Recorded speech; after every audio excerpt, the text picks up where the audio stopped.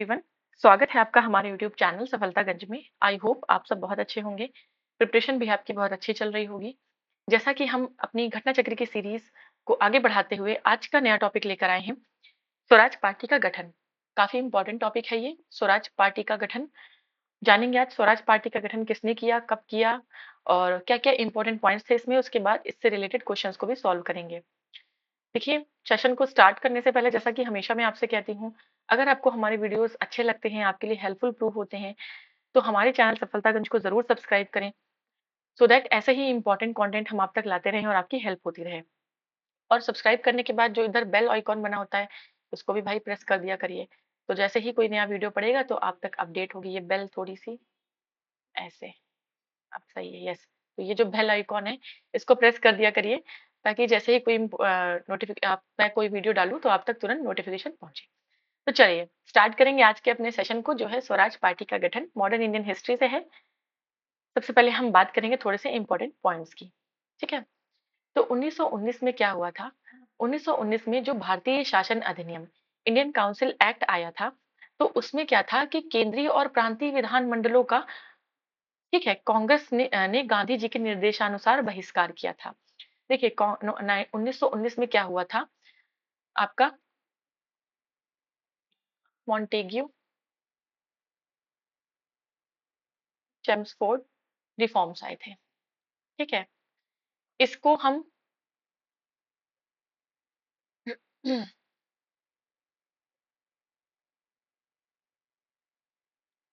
Indian council act नहीं कहेंगे, भारतीय शासन, गवर्नमेंट ऑफ इंडिया एक्ट शायद, हाँ गवर्नमेंट ऑफ इंडिया एक्ट कहेंगे।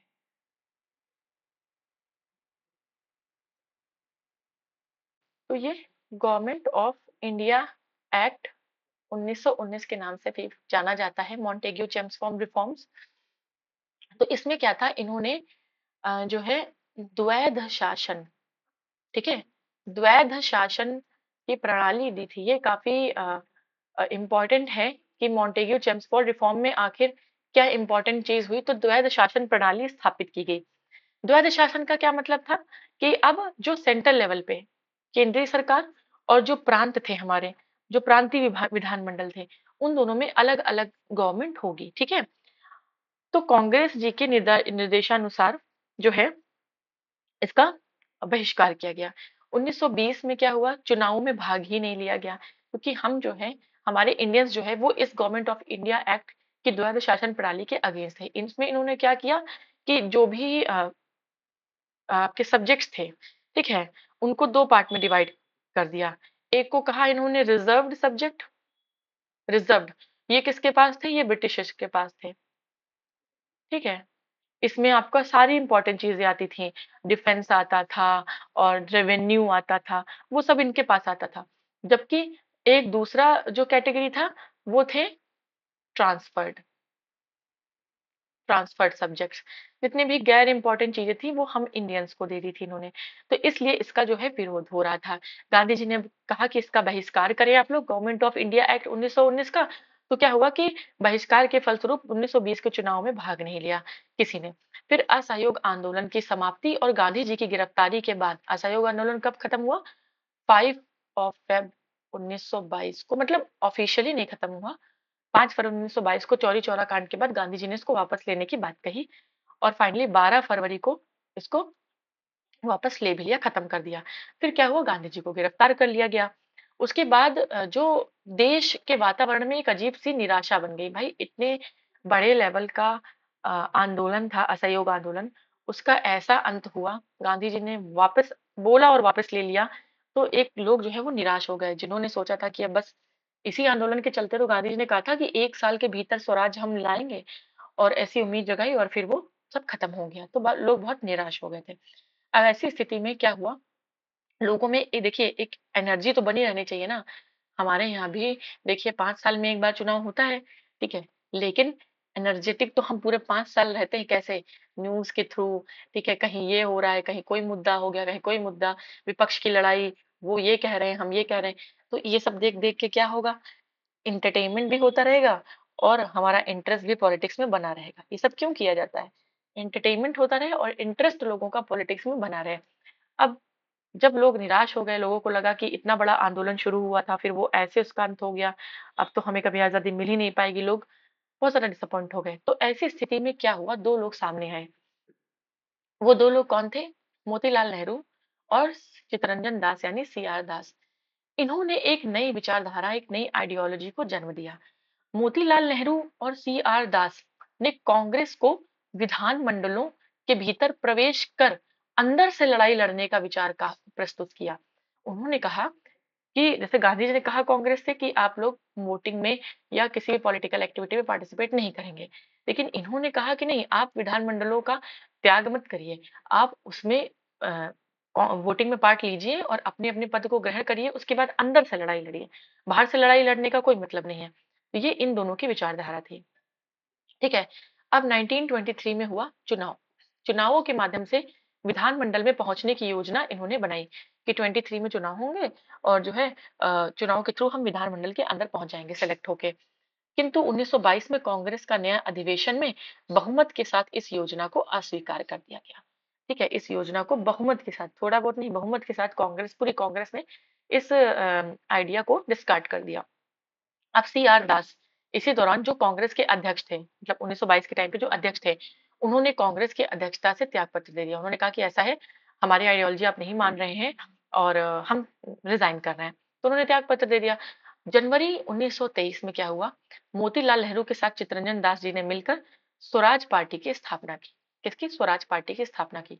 तो ये बैकग्राउंड था कि स्वराज पार्टी कैसे बनी, उसका जो हिस्टोरिकल बैकग्राउंड था, उसका जो बेस था, उसका जो आधार था बनने का, वो आधार क्या था, राइट? तो इस पार्टी का मुख्य उद्देश्य क्या था? ये था कि चुनावों के माध्यम से काउंसिल में प्रवेश करना, मतलब जो भी डिपार्टमेंट्स हैं, जो भी काउंसिल्स हैं, उनमें प्रवेश करना चुनाव के माध्यम से सिलेक्ट होकर, ठीक है? इलेक्ट होकर जो है उसमें प्रवेश करना और फिर उन्हें काम नहीं करने देंगे, ठीक है? काम नहीं करने देना, उनको परेशान करना, इस तरीके से हम काम करेंगे, इनकी आइडियोलॉजी थी। 1919 के भारत शासन अधिनियम यानी कि गवर्नमेंट ऑफ इंडिया एक्ट का उच्छेदन करना था, मतलब कि कुल मिलाकर उसको उसको नहीं मानना था, उसका पालन नहीं करना था, यही इनका उद्देश्य था। ठीक है। तो सी आर दास स्वराज पार्टी के अध्यक्ष बने और मोतीलाल नेहरू क्या बने, इसके महासचिव बने। तो याद रखिएगा, ये इंपॉर्टेंट है, पूछ सकता है कि अध्यक्ष कौन थे और महासचिव कौन थे। ठीक है। हाँ। नेक्स्ट है श्रीनिवास अयंगर। श्रीनिवास अयंगर ने अब देखिए, इंडिया इतना बड़ा था, उस समय हमारे पास ऐसा कुछ इंटरनेट, ऐसी कोई सुविधा तो थी नहीं कि हम सारे लोग आपस में कनेक्ट, जैसे आज मोदी जी एक वीडियो कॉन्फ्रेंसिंग करते हैं और पूरा कंट्री के जो इम्पोर्टेंट इम्पोर्टेंट पॉलिटिकल जो है इंडिविजुअल्स हैं, वो सब मीटिंग कर लेते हैं और सारी चीजें हो जाती हैं, 1 घंटे में सब सॉल्व हो जाता है। तब ऐसा तो कुछ था नहीं। तो मद्रास, तो यहाँ पे क्या था, प्रेसिडेंसी के हिसाब से हर चीज को बांट दिया जाता था। तो जो मद्रास प्रेसिडेंसी थी, वहां पर स्वराज पार्टी के संस्थापक कौन थे? तो वो श्रीनिवास अयंगर थे। भाई, गांधी जी को आइडियोलॉजी नहीं पसंद आई, कांग्रेस को आइडियोलॉजी नहीं पसंद आई, बहुमत से रिजेक्ट कर दिया, लेकिन ऐसा जरूरी थोड़ी ना कि बाकी लोगों को भी नहीं पसंद आई होगी। अब बचे एनसी केलकर। एनसी केलकर स्वराज दल के अन्य प्रमुख नेता थे। ठीक है। 1925 में विठल भाई पटेल का सेंट्रल लेजिस्लेटिव यानी केंद्रीय विधानमंडल असेंबली का अध्यक्ष चुना जाना स्वराज्यों की एक महत्वपूर्ण उपलब्धि थी। 1925 में क्या हुआ कि विठल भाई पटेल, उनको सेंट्रल लेजिस्लेटिव या केंद्रीय विधानमंडल में जो है चुन लिया गया। ठीक है। तो ये इनकी एक महत्वपूर्ण उपलब्धि थी। ठीक है। चित्रंजन दास को देश बंधु के नाम से भी जाना जाता है, ये इनका टाइटल है, याद रखिएगा। देश बंधु का क्या मतलब है? बंधु का मतलब होता है मित्र, देश का मतलब होता है कंट्री या नेशन, तो द फ्रेंड ऑफ नेशन इसका तो पूरा मतलब है। ठीक है। चितरंजन दास इंग्लैंड से वकालत की पढ़ाई करके आए थे। चितरंजन दास हो, मोतीलाल नेहरू हो, जवाहरलाल नेहरू हो, राजेंद्र प्रसाद हो, ये सब जो है आपके लॉयर थे। ठीक है। इंग्लैंड से वकालत की पढ़ाई करने के बाद स्वदेश आकर बैरिस्टर हो गए। बैरिस्टर, एडवोकेट, लॉयर, मैंने आपको अंतर बताया था। इंग्लैंड से, ब्रिटेन से जो लोग लॉ की डिग्री लेकर आते हैं, बैरिस्टर उनको वहां पे बोलते हैं, वहां पर उन्हें लॉयर नहीं बोलते हैं। ठीक है। और वकील के रूप में इनकी सबसे बड़ी सफलता अलीपुर बम कांड केस में अरविंदो घोष का बचाव करना। अलीपुर बम कांड हुआ था, उसमें अरविंदो घोष के ये वकील थे, अरविंदो घोष को इन्होंने बचा लिया था, ये इनकी सबसे बड़ी उपलब्धि थी। इनके पूरे बैरिस्टर कैरियर की। इन्होंने कहा था स्वराज आम जनता के लिए होना चाहिए, केवल वर्गों के लिए नहीं। ठीक है। 16 दिसंबर 1922 को इंडिपेंडेंट पार्टी बनाने का निर्णय मदन मोहन मालवीय और मोतीलाल नेहरू ने लिया था। ठीक है, तो एक पैरेलली एक और पार्टी चल रही थी, इंडिपेंडेंट पार्टी, मदन मोहन मालवीय और मोतीलाल नेहरू। मदन मोहन मालवीय हिंदू महासभा के संस्थापक थे और 1916 में उन्होंने क्या किया था, बीएचयू की स्थापना की थी। और 1919 से लेके 1939 तक वीसी भी रहे थे किसके, बीएचयू के। ये मदन मोहन मालवीय जी के बारे में इम्पोर्टेंट था पॉइंट्स। चलिए, तो इस तरीके से हमारा नोट्स का पार्ट जो है वो फिनिश होता है। अगर आपको इंटरेस्ट नहीं है नोट्स के पार्ट को देखने में, तो आप डायरेक्टली क्वेश्चन पे भी स्किप कर सकते हैं। चलिए, आएंगे अपने हम क्वेश्चन के पार्ट पे। तो पहला क्वेश्चन है हमारा कि भारत में स्वराज पार्टी की स्थापना निम्नलिखित कारणों में से एक अथवा अधिक के लिए की गई थी। मतलब एक कारण था या एक से ज्यादा था, बताइए। देखिए, गांधी जी द्वारा असहयोग आंदोलन वापस लेना, बिल्कुल। गांधी जी ने जब असहयोग आंदोलन वापस ले लिया था, लोग निराश हो गए कि अब कैसे मिलेगी इंडिपेंडेंस, कैसे, इन्होंने तो एक साल में स्वराज की बात की थी सब। तो लोग निराश हो गए थे, तो इसलिए चित्तरंजन दास और मोतीलाल नेहरू जी ने क्या किया, स्वराज पार्टी की स्थापना की थी। तो ये तो करेक्ट है।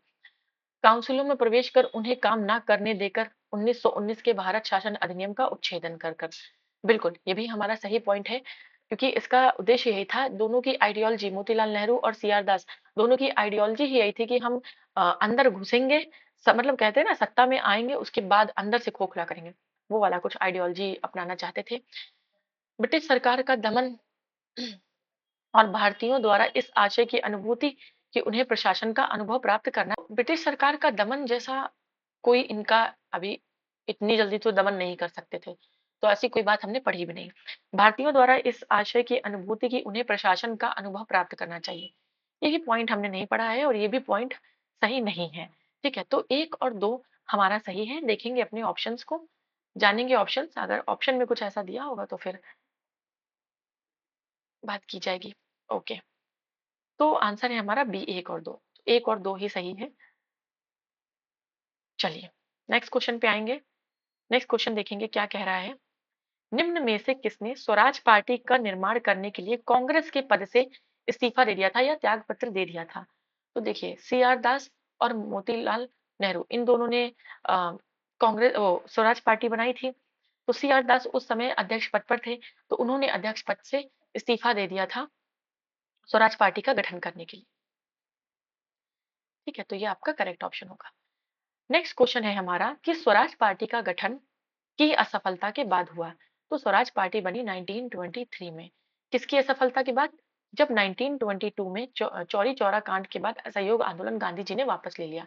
तो असहयोग आंदोलन की असफलता के बाद स्वराज पार्टी का गठन हुआ। तो ए ऑप्शन हमारा करेक्ट होगा। नेक्स्ट क्वेश्चन पे हम आएंगे। नेक्स्ट क्वेश्चन है हमारा कि स्वराज दल की स्थापना असफलता के बाद हुई। किसकी असफलता के बाद हुई, तो हमने अभी पढ़ा ऊपर के क्वेश्चन में कि असहयोग आंदोलन की असफलता के बाद हमारा स्वराज दल स्थापित हुआ। नेक्स्ट है, दल को ही पार्टी बोलते हैं, ठीक है। स्वराज पार्टी को संस्थापित किसने किया था, तो दो लोग थे, सी आर दास और मोतीलाल नेहरू, इन लोगों ने स्वराज पार्टी की स्थापना की थी। चलिए, नेक्स्ट है क्वेश्चन हमारा, 1923 में स्वराज पार्टी का गठन किसने किया था। तो स्वराज पार्टी का गठन सी आर दास और मोतीलाल नेहरू, इन दोनों ने मिलकर किया था। चलिए, नेक्स्ट है अगेन रिपीटेड क्वेश्चन। और देखिए, ये आया बीपीएससी प्री 2020, रिसेंट क्वेश्चन, अभी भी ये पूछा जा रहा है, सोचिए, वो भी स्टेट पीसीएस में कि किसने स्थापना की थी। नेक्स्ट क्वेश्चन है स्वराज दल की स्थापना किसने की थी। तो स्वराज दल की स्थापना मोतीलाल नेहरू और चित्तरंजन दास जी ने की थी। बीपीएससी में कुछ ज्यादा ही पूछा गया। नेक्स्ट है, निम्न में से कौन स्वराज पार्टी के गठन से संबंधित है। तो सी आर दास और मोतीलाल नेहरू, अगले ऑप्शन में हमें मोतीलाल नेहरू भी मिलेगा। नेक्स्ट है मोतीलाल नेहरू, तो एक और चार अच्छा दो था, दो और चार करेक्ट है हमारा। नेक्स्ट है, मोतीलाल नेहरू और सी आर दास द्वारा 1923 में गठित पार्टी का क्या नाम था। तो वो पार्टी थी स्वराज पार्टी। ठीक है, घुमाकर थोड़ा सा देखिए, यूपी पीसीएस 2016 थोड़ा सा घुमाकर पूछ लिया है। ठीक है। मोतीलाल नेहरू स्वराज दल के नेता थे, निम्न में से कौन दल में नहीं था? देखिए, चित्तरंजन दास तो थे ही उनके साथ। श्रीनिवास अयंगर ने तो मद्रास प्रेसिडेंसी में स्थापना ही की थी इस पार्टी की, मद्रास में हैंडल कर रहे थे। और विट्ठल भाई पटेल भी जब सेंट्रल लेजिस्लेटिव असेंबली में चुने गए तो ये इनके इनकी एक उपलब्धता बताई गई, तो इस उपलब्धि बताई गई, तो दैट मीन्स विट्ठल भाई पटेल भी थे। सी राजगोपालाचारी, इनका कोई संबंध नहीं था, तो सी राजगोपालाचारी आपका करेक्ट आंसर हो जाएगा। ठीक है। नेक्स्ट है, थोड़ा सा सी राजगोपालाचारी के बारे में देख लेंगे। सी राजगोपालाचारी स्वराज दल के नेता नहीं थे। इन्हीं के नेतृत्व में परिवर्तन विरोधियों ने दिसंबर 1922 में कांग्रेस के गया अधिवेशन में परिवर्तन समर्थकों को पराजित किया था, जिसके बाद सी आर दास तथा मोतीलाल नेहरू ने मिलकर जनवरी 1923 में स्वराज पार्टी की स्थापना की। ठीक है। तो अगेंस्ट थे सी राजगोपालाचारी, तो सी राजगोपालाचारी नहीं थे आंसर, उनका नहीं शामिल थे इस पार्टी से। तो निम्न में से कौन सा एक स्वराज पार्टी से संबंधित नहीं थे? कौन संबंधित नहीं थे? तो मोतीलाल नेहरू थे, सी आर दास थे, एनसी केलकर भी थे। हमने लास्ट में नोट्स में पढ़ा था कि एक पॉइंट की इंपॉर्टेंट एक मेंबर है इसके। राजेंद्र प्रसाद ऑब्वियस सी बात है गांधी जी की साइड थे, नहीं थे ये, समर्थक नहीं थे, और ये गांधी जी के समर्थक थे, तो स्वराज पार्टी के फेवर में नहीं थे। चलिए, नेक्स्ट क्वेश्चन है हमारा, बिहार में स्वराज दल का गठन किसने किया था? मैंने कहा ना कि उस समय एडमिनिस्ट्रेशन इतना आसान नहीं होता था, किसी भी मूवमेंट को इतने लार्ज स्केल पे करना आसान इसलिए नहीं होता था क्योंकि हमारे पास सुविधाएं नहीं थी। ठीक है, कम्युनिकेशन नहीं था उतना। तो बिहार में जो नेतृत्व किया वो किया आपका श्री कृष्ण सिंह ने, ये नाम याद रखिएगा। देखिए, बिहार का ही क्वेश्चन भी है ये। यूपी के क्वेश्चन उसमें इतना डीप नहीं पूछेंगे, हाँ यूपी से अगर कोई इस दल में होता, ठीक है, तो वो पूछा जाएगा आपसे। बट बीपीएससी वालों के लिए ये फिर इंपॉर्टेंट हो जाता है ये चीज जानना कि बिहार में वो पर्टिकुलर चीज किसने की थी। ठीक है। और ऐसा हर टॉपिक के लिए है, चाहे पॉलिटी का हो, चाहे ज्योग्राफी का हो, चाहे हिस्ट्री का हो, चाहे आर्ट एंड कल्चर का हो, चाहे किसी भी सब्जेक्ट का हो। आपके स्टेट के पीसेस, अगर आप स्टेट का कोई एग्जाम दे रहे हैं तो वो आपके लिए इंपॉर्टेंट साबित हो जाता है। नेक्स्ट है, निम्नलिखित घटनाओं को सही क्रोनोलॉजिकल ऑर्डर में लगाना है। लखनऊ पैक्ट 1916 में हुआ, स्वराज की स्थापना 1923 में हुई, जलियांवाला बाग 1919 में हुआ, और बाल गंगाधर तिलक की मृत्यु 1920, यस 1920 में हुई। तो 1, 3, 4 एंड 2, 1, 3, 4 एंड 2, सी ऑप्शन आपका करेक्ट होगा। ठीक है। चलिए, स्वतंत्रता पूर्व भारत में निम्नलिखित में से किसने केंद्रीय विधानसभा में स्वराज दल का समर्थन किया था? ठीक है, तो स्वराज दल का समर्थन ऑब्वियस सी बात है, वो कोई इंसान नहीं उसने नहीं किया जो गांधी जी के साइड थे। तो केंद्रीय विधानसभा में स्वराज दल का समर्थन मोहम्मद अली जिन्ना जी ने किया था, सेंट्रल लेजिस्लेटिव असेंबली में। ठीक है। क्या हुआ कि नवंबर 1923 में विधान परिषदों के चुनाव हुए, लेजिस्लेटिव काउंसिल्स के। तो सेंट्रल लेजिस्लेटिव असेंबली की 101 निर्वाचित सीटों में 42 पर स्वराज पार्टी की जीत हुई। ठीक है। मध्य प्रांत में इन्हें स्पष्ट बहुमत मिला। मध्य प्रांत जो आज का जो हमारा हिस्सा है, ये एमपी वाला, एमपी का जो ये वाला हिस्सा है, ठीक है, एमपी का जो वाला हिस्सा है, एमपी में मध्य प्रांत और विंध्य प्रांत और सीपी बरार मिलकर एमपी हमारा पूरा बना हुआ है। 79 रियासतें, 79 रियासतें मिलाई गई थी और तब एमपी को बनाया गया था, मध्य प्रदेश को। तो कुल मिलाकर इन्हें मध्य प्रांत या एमपी करंट में अब जो एमपी हम जिसे बोलते हैं वहां से इन्हें बहुमत मिला। बंगाल में सबसे बड़े दल के रूप में उभरी और बॉम्बे और संयुक्त प्रांत में भी इसे अच्छी, संयुक्त यानी यूनाइटेड प्रोविंस आज का यूपी, सफलता मिली। मद्रास और पंजाब में जातिवाद और सांप्रदायिकता की लहर के कारण इसे खास सफलता नहीं मिली। पंजाब और कहा मद्रास में असेंबली में स्वराजियों ने एक साझा राजनीतिक मोर्चा बनाया, इसमें जिन्ना के नेतृत्व में उनके समर्थक उदारवादी व व्यक्तिगत रूप से कुछ विधायक जैसे मदन मोहन मालवीय आदि शामिल थे। नेक्स्ट क्वेश्चन पे हम आएंगे अपने।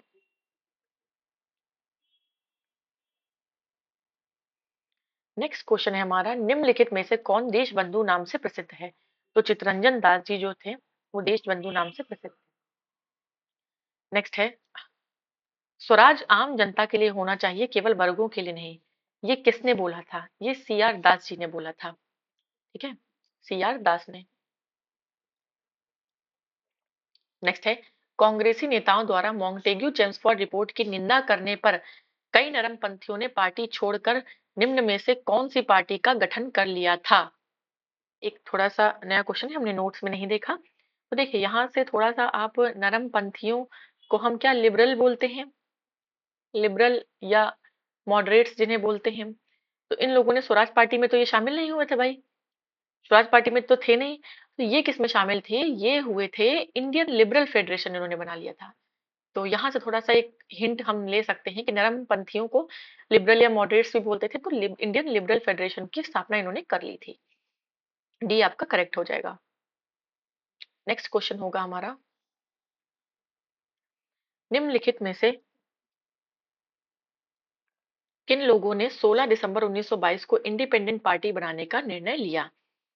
तो मोतीलाल नेहरू और मदन मोहन मालवीय, इन दोनों ने मिलकर साइड बाय साइड पैरेलली, जो आपके स्वराज पार्टी के पैरेलली इंडिपेंडेंट पार्टी बनाने का निर्णय लिया। तो डी ऑप्शन आपका करेक्ट हो जाएगा। नेक्स्ट है, सेंट्रल लेजिस्लेटिव असेंबली का प्रथम भारतीय अध्यक्ष या स्पीकर कौन था? तो विट्ठल भाई पटेल को चुना गया था। ये उपलब्धि थी स्वराज पार्टी की। ठीक है, और अगर गांधी जी ने सपोर्ट किया होता और बाकी जो मेन हमारे लीडर्स थे, राजेंद्र प्रसाद, इन सबने सपोर्ट किया होता, तो शायद स्वराज पार्टी एक बहुत बड़ी पार्टी के रूप में उभर के आती। और अगर चित्तरंजन दास जी ना मरते तो, बट उनकी डेथ हो गई। ठीक है, 1925 में। उसके बाद स्वराज पार्टी डिसॉल्व हो गई। नेक्स्ट है, वे राष्ट्रीय नेता कौन थे जो 1925 में सेंट्रल लेजिस्लेटिव असेंबली के अध्यक्ष निर्वाचित हुए थे? तो वो थे विट्ठल भाई पटेल। नाम याद रखिएगा, इंपॉर्टेंट है। देखिए, यूपी आरओ यारो 2016 का क्वेश्चन है, अगस्त 1925 में सेंट्रल लेजिस्लेटिव असेंबली का अध्यक्ष किसे घोषित किया गया था? तो विठल भाई पटेल। ठीक है, रिपीटेड, बार बार रिपीट हुआ है ये क्वेश्चन। तरीके से हमारा ये टॉपिक भी कंप्लीट होता है आज। नेक्स्ट जो हमारा टॉपिक होगा वो होगा Simon commission. Very very important, 3 star लगा लेते हैं। ठीक है, काफी ज्यादा इंपॉर्टेंट है साइमन कमीशन, डिटेल में पढ़ेंगे हम इसे और नेक्स्ट लेक्चर में पढ़ेंगे। आज के लिए इतना ही, मिलेंगे अब हम अपने नेक्स्ट सेशन में। तब तक के लिए आप मुझे कमेंट बॉक्स में कमेंट करके जरूर बताएं कि नेक्स्ट आपको किस सब्जेक्ट की घटना चक्र पढ़नी है या कौन सा सब्जेक्ट पढ़ना है, ज्योग्राफी, पॉलिटी, इकोनॉमिक्स या एनवायरमेंट। ठीक है, तो मैं उस हिसाब से स्टार्ट करूंगी। चलिए आज के लिए इतना ही, मिलेंगे अपने नेक्स्ट सेशन में, तब तक के लिए गुड बाय।